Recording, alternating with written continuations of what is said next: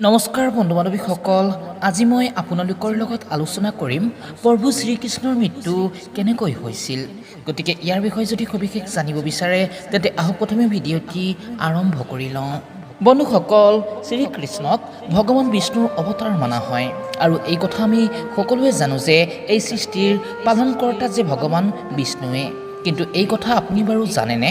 কৃষ্ণ অৱতাৰ সৃষ্টিৰ পালনকৰ্তা ভগৱান বিষ্ণুৰ মৃত্যু কেনেকৈ হৈছিল? গতিকে জানো আহক এই ভিডিঅ'টিৰ মাধ্যমেৰে। বন্ধুসকল, যদিহে আপুনি সঁচা ভগৱান শ্ৰীকৃষ্ণৰ ভক্ত তেন্তে ভিডিঅ'টিত এটা লাইক কৰিব, লগতে পাৰিলে চেনেলটি ছাবস্ক্ৰাইব কৰি ৰাখি থ'ব আৰু লগতে কমেণ্টত এবাৰ লিখক জয় শ্ৰীকৃষ্ণ।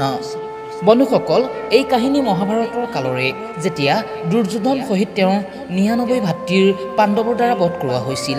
তেতিয়া দুৰ্যোধনৰ মাতৃ গান্ধাৰীয়ে ৰণভূমিলৈ আহি তেওঁৰ পুত্ৰৰ শৰৰ ওপৰত আহি বিলাপ কৰিছিল আৰু তেতিয়াই গান্ধাৰীয়ে নিজৰ ১০০ পুত্ৰৰ মৃত্যুৰ শোকত আহি শ্ৰীকৃষ্ণক এই শাপ দিছিল যে ৩৬ বছৰৰ পাছত তেওঁ আৰু তেওঁৰ বংশৰ সৰ্বনাশ আহিব, লগতে দ্বাৰকা নগৰী বিধ্বংস হ'ব।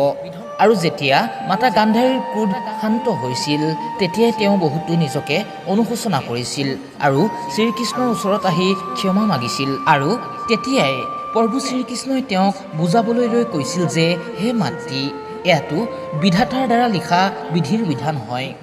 এই সংসাৰত যোনে যেনে কৰ্ম কৰে তেওঁ তেনে ফল লাভ কৰে। আৰু কৈছিল যে হে মাতৃ, আপুনি ইয়াক লৈ শোক নকৰিব।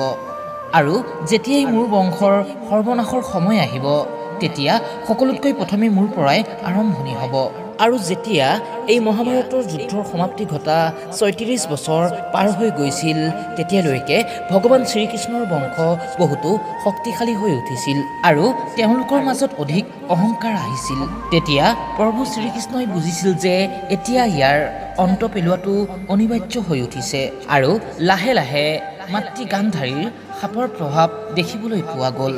যদুবংশৰ সকলো মহাবলী যোদ্ধাই নিজৰ মাজতে যুদ্ধ কৰিবলৈ ল'লে আৰু ইজনে সিজনক নিশেষ কৰিবলৈ ল'লে। সেই সময়তে বলোৰামেও নিজৰ দেহ ত্যাগ কৰিলে আৰু নাগৰূপে নিজৰ নিশ্চিত স্থানলৈ গুচি গৈছিল।